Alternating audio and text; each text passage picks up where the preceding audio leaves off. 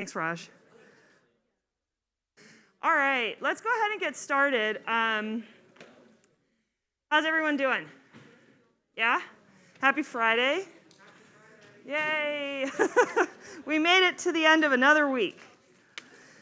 Super important as you move into midterms to take care of yourselves, right? Eat lots of vitamin-filled foods. Try to get some sleep. I know the temptation is not to.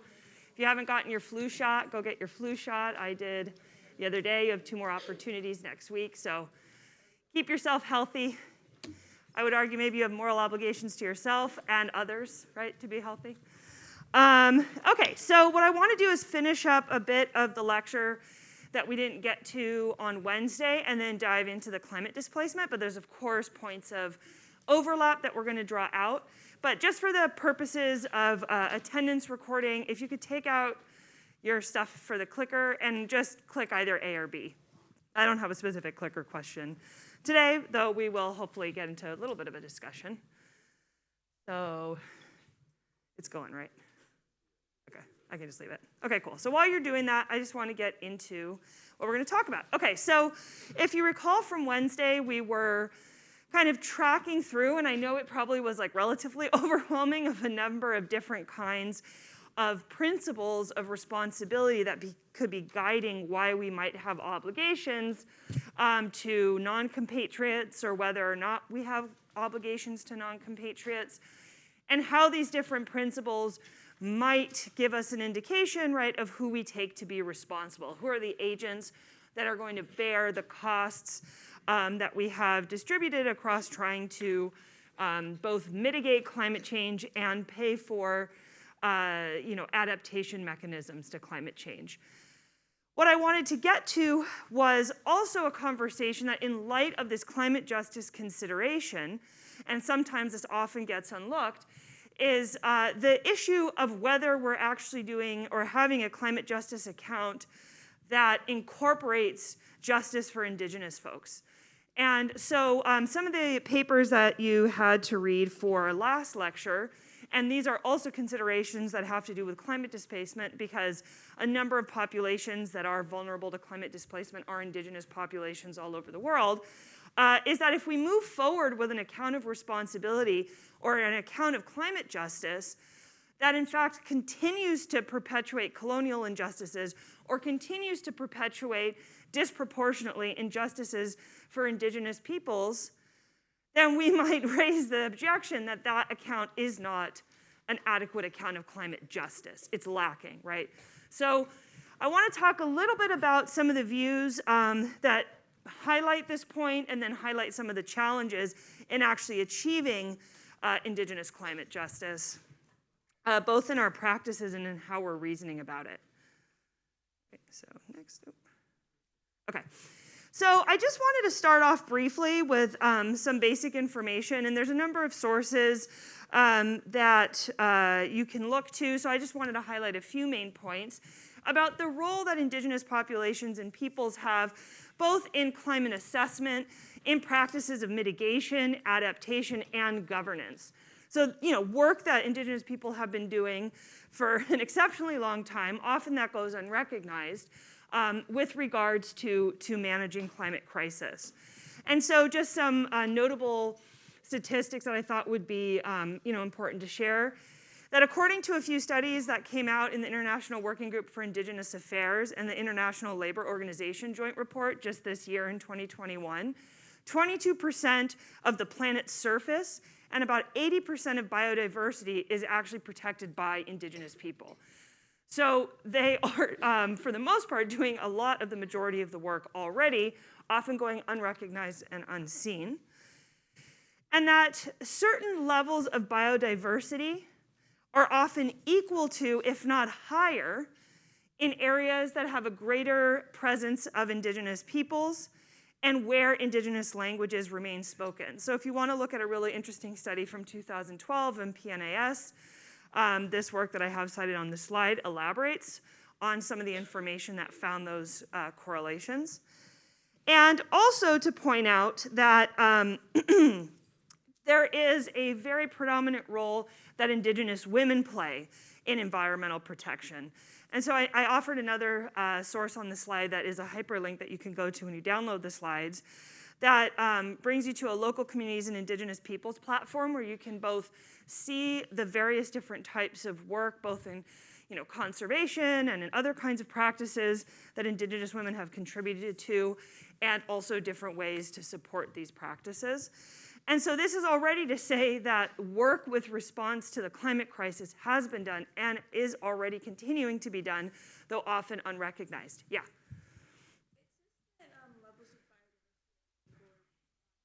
Mm-hmm.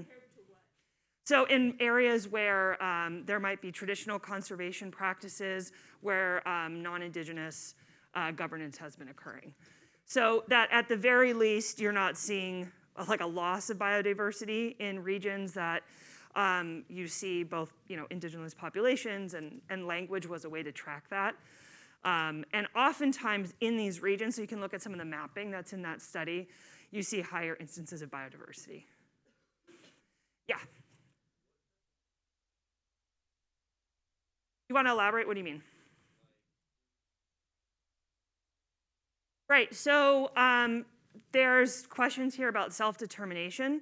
So it's an interesting point that you brought that up. So for example, even here on the East Coast, right, certain Indigenous peoples like the Lenni Lenape might be recognized with certain kinds of legal status in terms of past negotiations when it's come to recognition of tribes in federal policies that was dealing with land acknowledgement. But there are also people that self-identify, right, as membership, even if there isn't some sort of federal recognition. So lots of Lenape people have actually been displaced out of these regions and spread apart, but still identify as membership. So what we're talking about here is membership within particular kinds, or in various different peoples and tribes that people have recognition, historical recognition within those peoples. So if you're saying like, I mean, I don't know, is there a thing you had in mind that there would be a distinction? Right. Right. So, the definition with regards to some of these studies are tracking similarly what I'm saying with regards to the United States. So people that have long-standing connection to land that might have been displaced by colonial practices, but have connections to and can trace back identity to some of these regions. But this is and does bring up an important point that oftentimes, because of colonial practices and colonial displacement, there's been a, how would I say, a fracturing of certain kind of, land connections and identity, right? And so obviously because of colonial practices and relocation or land dispossession, you might not, folks might not be located in the regions where they would historically have identified connections with those land. This is going to actually bring up a really interesting case in Southeast Louisiana here, because some of the folks in this one region that we'll talk about as an example, if we can get to it, are in conditions of vulnerability in that territory, but had been forcibly relocated to that territory. So part of their vulnerability in that area was due in part to climate colonialism. However, over generations, there has been a growing attachment to that specific land with regards to cultural importance with some of the peoples that are living in that area, to the point now that to then be forced or relocated because the area is now being vulnerable to climate impacts, predominantly rising sea levels, they are pushing back on, right, mass relocation of the community, or at least want to have sovereignty in the decision-making procedures about how to address their needs for adaptation there. So oftentimes now then there's even more complex relationships where, and this is something Kyle White talks about in other pieces, Indigenous people have readapted to climate colonialism to the point that they have already survived certain kinds of contexts of annihilation, land disruption, of the kinds of things that we're seeing in this like wide-scale sense with climate change. certain communities have already historically experienced that and have persisted and have managed to preserve practices and have managed to withstand these kinds of devastating effects. So if you look at some of Kyle White's work, right, he talks specifically about this idea of climate crisis being a new apocalyptic phenomena, leaves out the fact that many indigenous people have already suffered these kinds of apocalyptic conditions and have managed to sustain through intergenerational kinship networks with ancestors and past indigenous knowledge being spread down. So that's something to keep in mind with regards to how we're conceptualizing sort of the apocalyptic nature of climate change as we're talking about it now. Okay, so I wanted to include a quote from Tunga Rai, who's representing the Rai people in Nepal. And this was in response to some of the IPCC reports that were coming out. And this is the idea that there are gaps in terms of how we see involvement in the decision-making procedures for climate solutions and how exclusion is generally the norm in procedures. So I'll read the quote briefly. It's unfortunate to see that the climate science, including the summary for policymakers of the IPCC report, does not recognize our distinct knowledge systems, indigenous science, and the positive contribution of indigenous peoples in climate action. The summary unveils the changes in atmosphere, ocean, cryosphere, and biosphere, but fails to cite even once human rights and the rights of indigenous people. This gesture is even more threatening than climate change itself for indigenous people.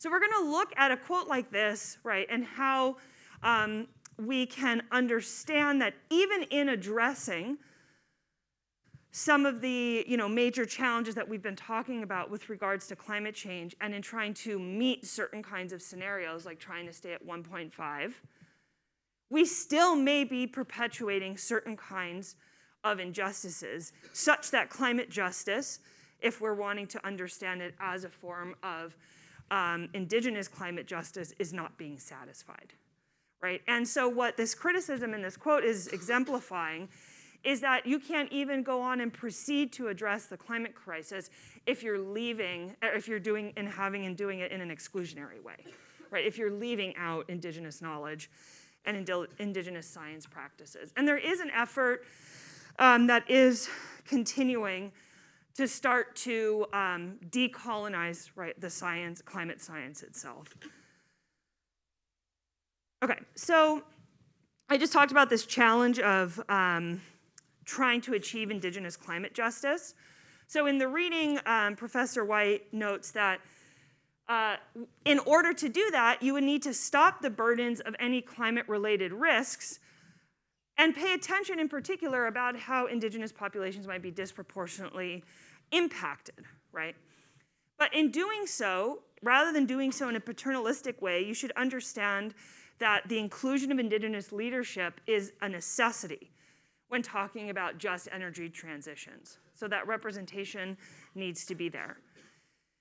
And that an indigenous climate justice approach would honor the specifics of individual indigenous peoples, but also proceed to form coalitions and see where there's shared overlap about the needs and requirements of various indigenous communities.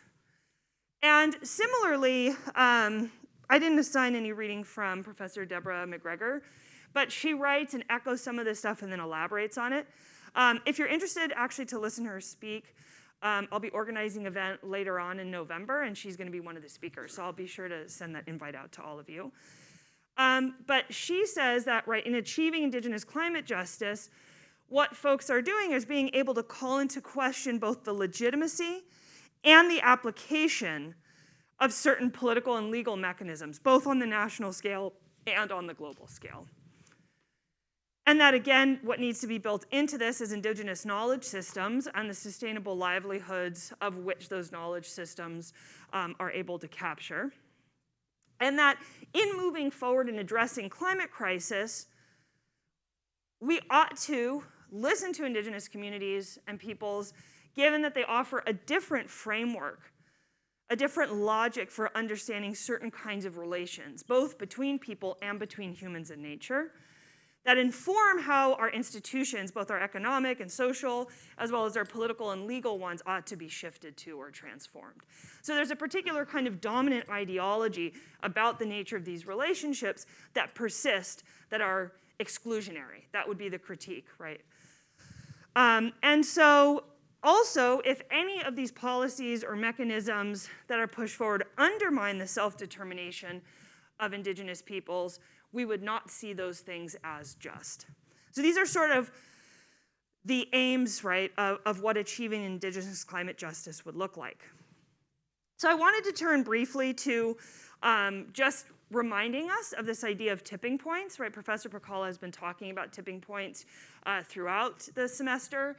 And this is just a map from Carbon Brief that highlights some of the ones that we've talked about and kind of puts it in that like global picture scale. So I was trying to find an image that might synthesize some of the stuff we've been talking about in the science-heavy lectures. And what I want to talk a little bit about that emerges right from the readings that you did is that the notion of an ecological tipping point and addressing ecological tipping points may not be sufficient for achieving Indigenous climate justice, because there are other kinds of tipping points that get left out of this conversation that are necessary to address. So just to remind you, you probably don't need reminding, right? But we are on pace to definitely overshoot our 1.5 limits, probably to overshoot 2. And I just listed some of the examples of the consequences, right, of not meeting these different global temperature increase scenarios, seeing an increase in severe drought, sea level rise, disruptive precipitation patterns, ocean acidification, and extreme weather events. These are just like a sampling of some of the stuff we've talked about in here, right? So the question remains, are the efforts that we've been talking about to change these factors enough to stop dangers for Indigenous peoples? So it's just addressing the particular kinds of necessary considerations of the ecological tipping points sufficient to protect Indigenous people. In the reading, Kyle White offers a claim that it's not. And we're going to talk a little bit about why that might be the case. So one thing to think about is that efforts to change these particular factors that get us close to ecological tipping points won't actually necessarily stop dangers for Indigenous people. And the reason for that, this is because changing these factors requires certain kinds of relationships. And these are the relationships between certain institutions, right? Different societal institutions. And these kinds of relationships are the kinds of things that we need to do, coordinated action, right? They're the conduits of coordinated action. But we don't have these kinds of relationships in place, right? And so we are at risk of perpetuating harmful injustices. So to put differently, relationships that Indigenous folks have with other societies lack certain relational qualities that make it difficult to achieve climate justice when addressing ecological tipping points if you do not take into consideration these relations. And I would argue that this kind of an argument extends to historically marginalized peoples more generally, but we're looking at it in the Indigenous climate context. But definitely in regards to racial inequality, right, I would argue that this holds as well. And so there are certain kinds of elements of these relationships that have already been violated and have a long time ago. So for example, non-Indigenous like status quo governance, right, has led to this disrespect of consent from Indigenous folks. So just think about oil and gas pipelines, right, running through areas that, and we're just seeing line 3, the first bit of oil now has gone through, even though Biden had promised that we weren't going to see any new pipelines start being going through some of these protected areas. There's also this distrust, right, with certain nations. In particular, if you think about historically dispossession of land, that has happened through forest conservation, through the use of hydropower. And this goes back, right, multiple generations. And that there's also a break in these, relational elements not being there because of this failure of accountability and a failure of reciprocity. So, for example, certain governmental programs that were or are intended to foster clean energy development might impact certain kinds of community resettlement, right? That doesn't take into consideration the autonomy and decision-making procedures of the communities that are being displaced. So when you see that there is this lack of these important characteristics that are required for the relationships that facilitate coordinated action between societal institutions, we see why there's a risk, right, of perpetuating further injustices. And so there's a temporal aspect to this that White brings up that I think is important to understand. So the qualities of relationships, like trust, for example, are critical if you're going to engage in any justice-oriented coordination. However, even though they are necessary, and they're necessary to take urgent action, you don't establish these kinds of relationships quickly, right? Think about trust building. It takes time, for example. So we're faced with this challenge of requiring urgent action in conditions where certain needs required for types of relations that can allow for just procedures to occur and for just institutions are not there, and we don't have the time, right, to cultivate them if we're going to be hitting these thresholds. So this is the challenge that brings up these temporal elements that complicates the question of whether we actually are going to achieve climate justice as we move forward, and how we could do so. And so, so this emphasizes, right, that consent, trust, accountability, reciprocity, all the things that the characteristics of these relationships take a lot of time to develop. If we disrespect these relational qualities or we're not able to facilitate them, then even if we're doing the proper mitigation efforts or proper attempts at adaptation, proper insofar as they're maybe helping to stop some of the damages that come and help us to pull back from those ecological tipping points, you may still cause injustices in the form of displacement, in further land dispossession, in establishing unfair payment schemes that are going to have an unfair distribution, again, of the financial burdens that would come into play for accounting for these changes. You might continue exploitative employment practices. You might exclude certain populations from markets. And you might deny the very agency in being able to plan and have leadership roles for what happens within your community. So, for example, exclusion from markets. If Indigenous leadership is left out of some of the decision-making procedures about how to move towards just transition, certain kinds of alternative fuels that get put in place might exclude, right, or might limit the ability of an Indigenous community to be able to enter into that market of establishing alternative energy. So there's different examples of this that are already happening that we'll hopefully get to talk about a little bit. But these kinds of conditions can be kind of summarized in these two scenarios, and this is what the reading was trying to get to. We can understand two scenarios pertaining to climate change dangers as they impact Indigenous societies. And these are the two. Even if you avert the 2-degree tipping point, the ecological tipping point, you're going to still get environmental injustices if you are continuing on the business as usual trajectory of these exclusionary practices. And it's already almost too late, right, to stop climate injustices because of also past thresholds of these relationships being overshot. And that repairing relational equalities takes time. So here's that temporal aspect. So if we are working towards just practices, that need for repair in relationships may not happen in time for hitting some of the ecological tipping points. So in this case, it's too late to avoid some of dangerous climate change.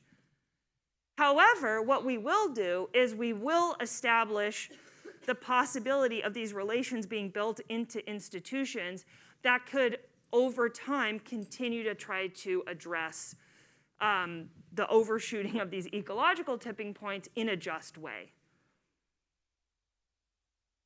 Okay, so to kind of summarize this, I'll put it in other words, just to make it simple.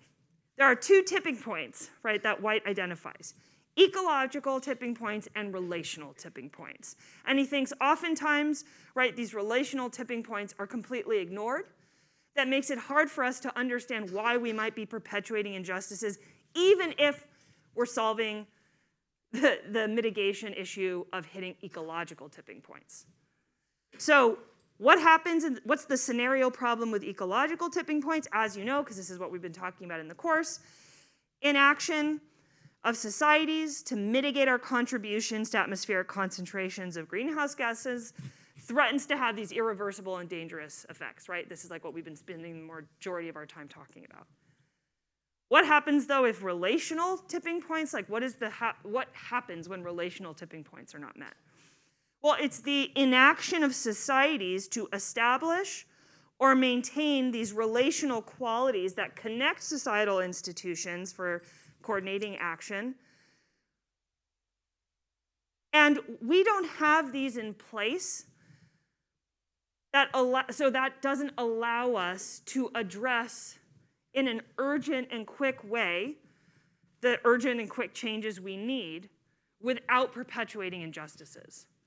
So if we are to respond quickly and we don't have these relational qualities secured, even if we act urgently, we will be perpetuating injustices. That's what's at stake in these considerations.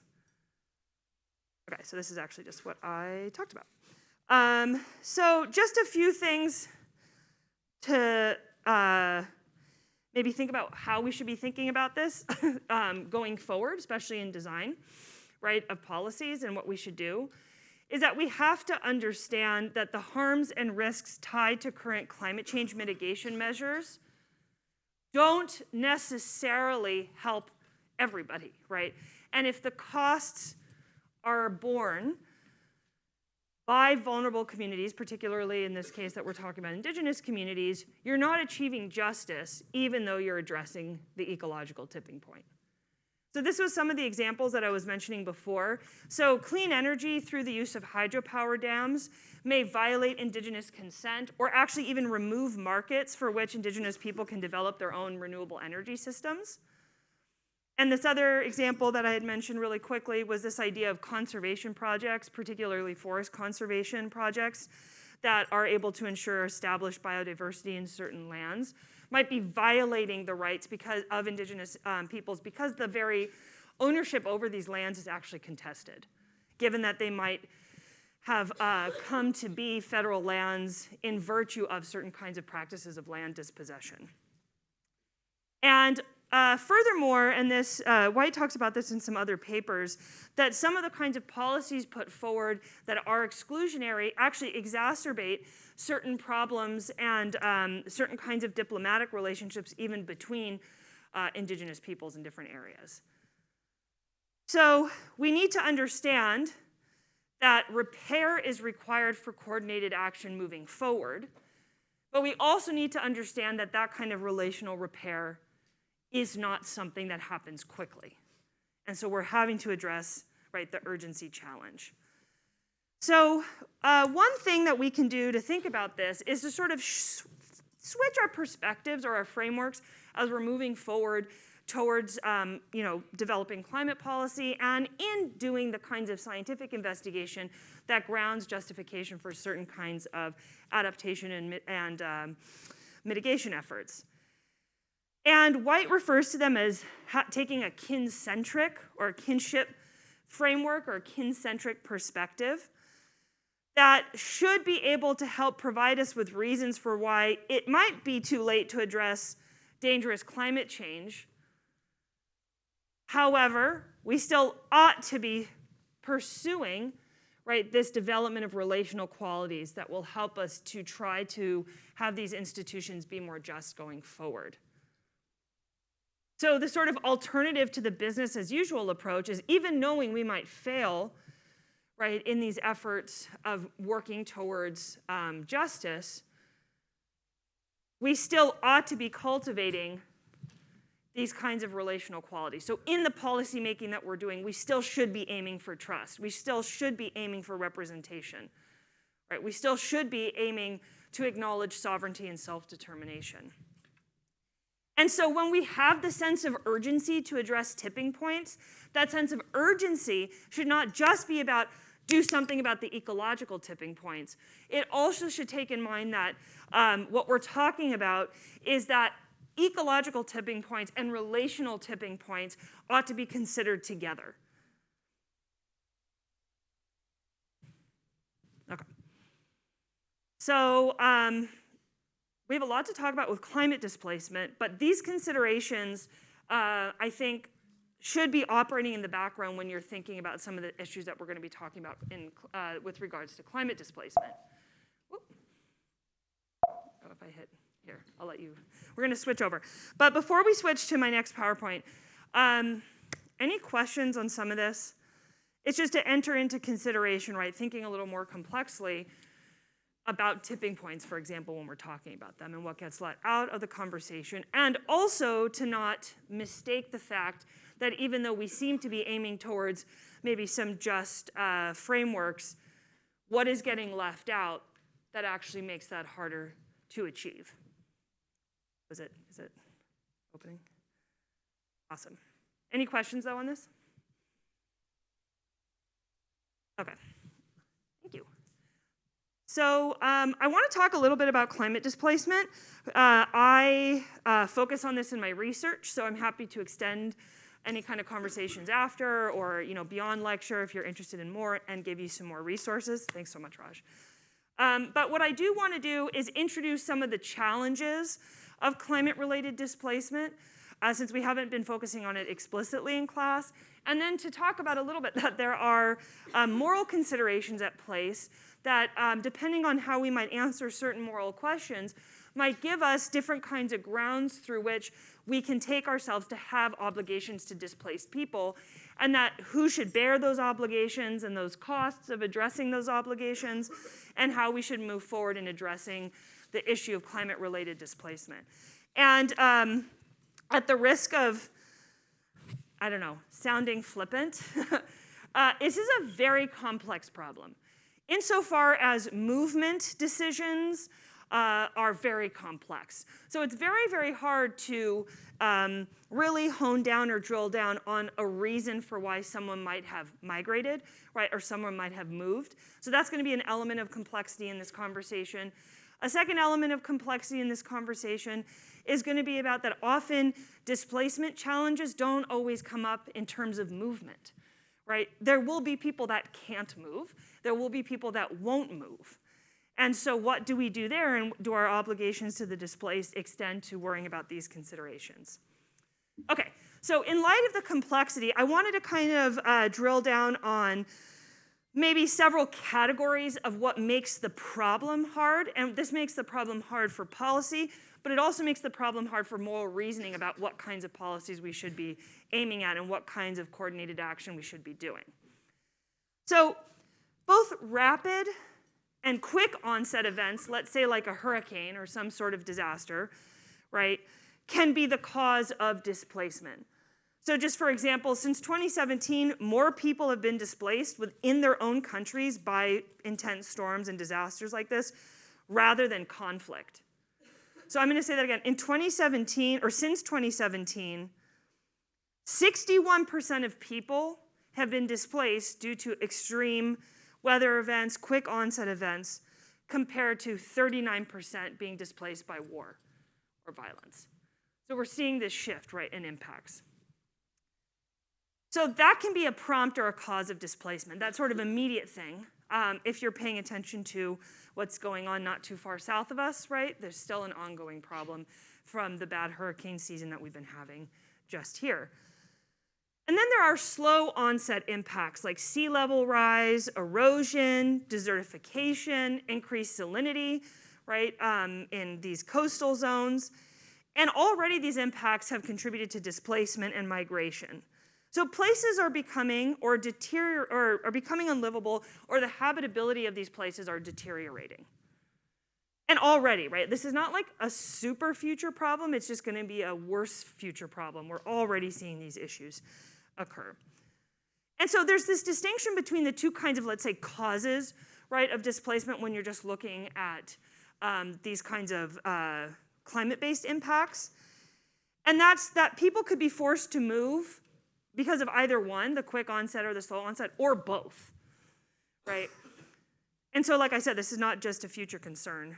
It's already happening. Another thing that complicates climate-related displacement is that it's a threat multiplier.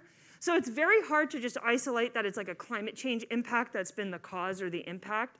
It's that it also is making other kinds of problems worse. And so thinking about conflict, right, or other kinds of cases that would prompt displacement, that could, these climate impacts could impact those. So it's going to exacerbate conditions that generate displacement in other contexts.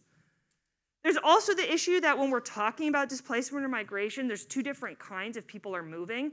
There's internal, where you're moving within the boundaries of some country, and then there's external, when you're moving outside of your own borders.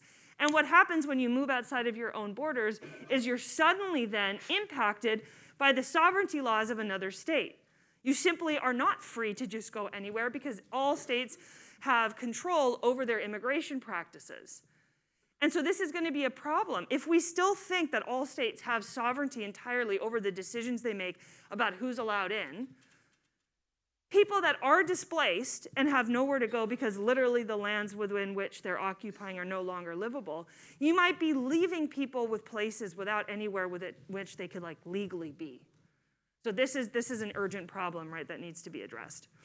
And there's some other complexities that we'll talk about, primarily that it's really difficult to predict the scale of displacement. So you'll see a certain number, I think it's 20 million is the number that keeps getting flown around, but there's a lot of controversy over actually understanding how we ought to be measuring these certain things. There's another number going around that 1 billion people will be impacted by 2050, especially on the business as usual trajectory. But again, we don't know if that's necessarily taking into consideration all types of movement, right, and all types of displacement, internal and external migration, and things like that. So these complexities lead to certain kinds of conceptual challenges of how we should understand the problem, and also then how we should understand the problem morally. So a lot of times we have these kinds of dominant vulnerability narratives that talk a lot about well, it's going to be the same experience across the board, or really alarmist things like large groups of people are going to move from X state to this state, and there's going to be a flood, and that perpetuates all sorts of xenophobic kind of triggers and national security issues. And then we also tend to frame movement as a type of failure, oh, it was because certain conditions weren't met, so people had to relocate or had to move. But what we leave out in this case is understanding movement actually as a form of adaptation. So humans have been moving according to shifting climate niches over the course of human existence. The problem is now that we're doing so within a state system where movement is not free and limited. So we might want to reframe this movement as failure narrative as something a little more complex, in that we might be able to see planned migration as an adaptive solution. I'm definitely going to run out of time with this lecture. So one thing that I want to note is that we don't have a legal framework to deal with climate refugees. I'm putting that in quotes because there's problems with the use of the term, because refugee is a technical term. But climate displacement doesn't have its own international regime or even many nationally based policies to address this. And it's been left out of a lot of the discussion. So I'll be really interested to see at COP26 whether there's going to be specific discussions about this. But the Paris Accords did not deal with this at all, or very well. And just to note that the reason why we don't really have, or even that the Refugee Convention, which is typically something that we see that allows as an exception to allow people in, so the Refugee Convention overrides sovereignty claims of certain states. Does anyone know when the Refugee Convention was established or has heard of it before? This international convention? So during World War II, people that were fleeing Germany, Nazi Germany, and other areas of Nazi-occupied Europe sought refuge. So for example, many came over on ships towards the US, and countries like the US stopped them in the middle of the ocean and turned them around and sent them back, contributing to over 6 million people being killed. And so after that, the international community was saying that we needed to do something about sending people that are persecuted back to dangerous territories and dangerous areas. So the Refugee Convention was put in place in 1951 to make sure that we follow this principle of non-refoulement, so we don't return people back to areas where they're persecuted or have a fear of persecution based on their race, religion, social group membership, nationality, etc. But in order to claim refugee status, people have to already be in another country. So there's many, many shortcomings of the Refugee Convention already, right? As you're seeing the breakdown and the fact that it doesn't have a lot of teeth, so we're seeing immigration violations happening everywhere, explicitly here. But in the case of the Refugee Convention with regards to climate change, there's no stipulation or no kind of framework that says that you can't return people to unsafe conditions if those conditions are unsafe because of climate. So that's not included as part of these categories. And similarly, it doesn't allow for any kind of preemptive movement or preemptive address of climate displacement, because you can only claim refugee status once you're outside the boundaries of your country. So there's a lot of kind of trouble already, but I wanted to point to this because oftentimes, and in some of the philosophical literature, there's arguments that maybe expanding the Refugee Convention to address climate displacement would be the way to go, but some of these shortcomings are why people push back. So I'll skip through some of this, but there was a legal case of Mr. Tisiota and Kiribati who tried to argue for claiming this refugee status when his home, or citing his home in Kiribati as being unlivable due to rising sea levels, and he was appealing for membership for him and his family within New Zealand, and the court ruled that you don't qualify as a refugee. So this is an example, right, of a failure in the legal framework to be able to accommodate these kinds of claims. And so I have, and you can read some of these different testimonies of climate-related displacement, but what they reveal is that there are numerous deprivations that are associated with displacement. So you might lose certain kinds of material assets that are relevant for resilience. Maybe your home is the only thing that you own, and you don't have that anymore. There's disruptions from certain places that you have cultural ties to. There's epistemic deprivation, so the very knowledge forms that you've built in your environment are disrupted. And you might lose even certain kinds of means for adaptation in those areas. So we see that the kind of deprivations that happen can be very widespread. And so what do you do when you're trying to think of, well, we have a moral obligation to do something about this. We need to address these deprivations, but this problem is so complex. So those of us thinking about these normative or moral challenges to displacement want to talk about, having to accommodate this kind of complexity, also have something that can motivate action in terms of our policy decisions, and also not perpetuate some of those harmful narratives like I told you before about vulnerability and movement as a kind of failure. So I wanted to mention at least 4 kind of major camps of how people think morally about this. Some folks, like I mentioned, think that we should employ the certain underlying moral principles of the Refugee Convention and extend that to climate-displaced peoples.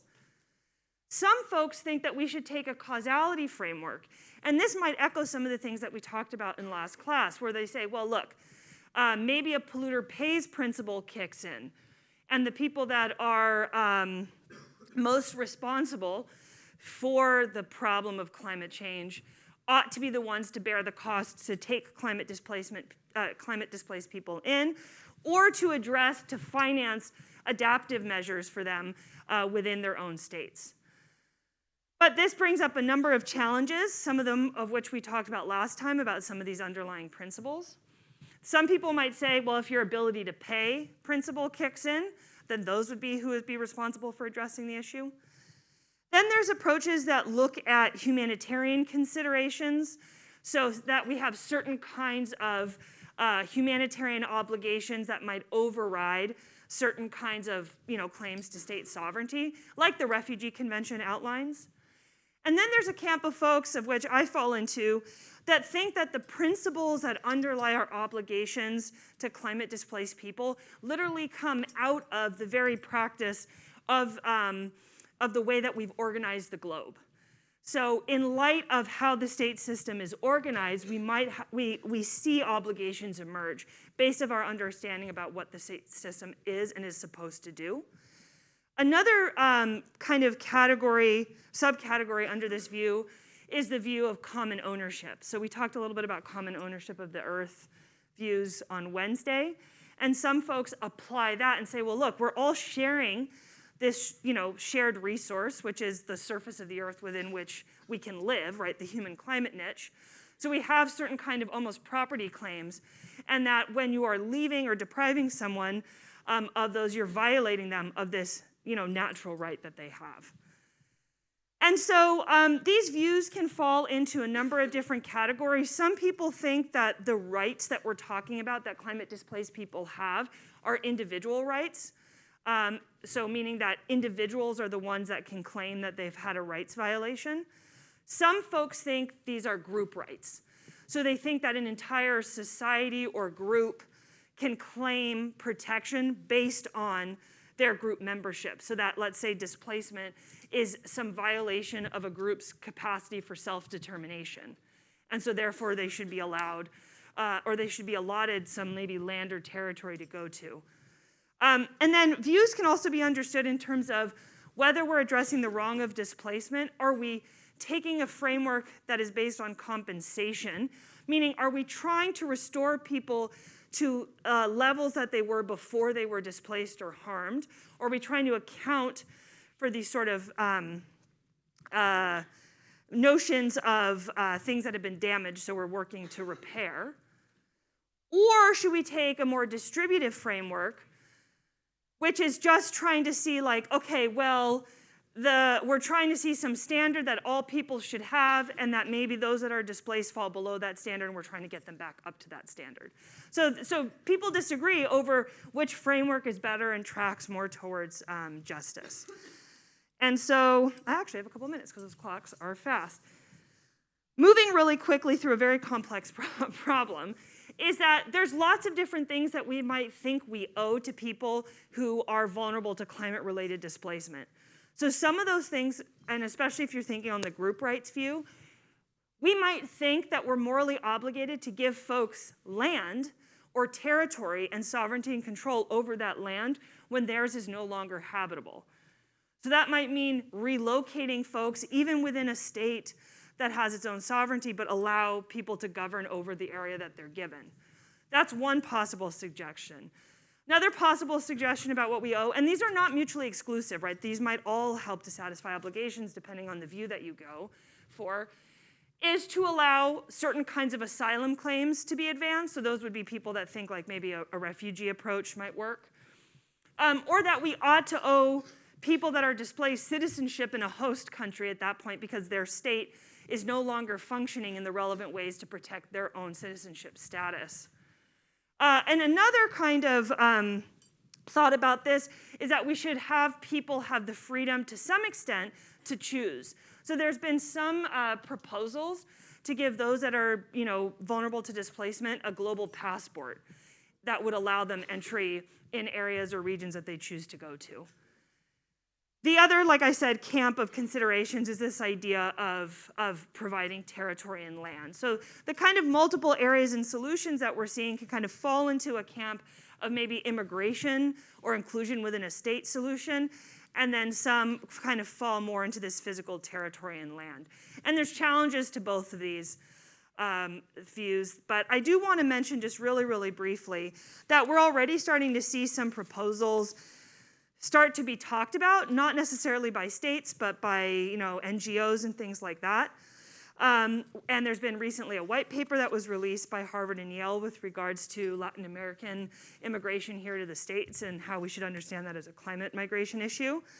But these I wrote on the slides, and you can take a look, are just some different mechanisms within which we might be able to establish certain policy and institutional addresses and how we might be able to fund issues of displacement.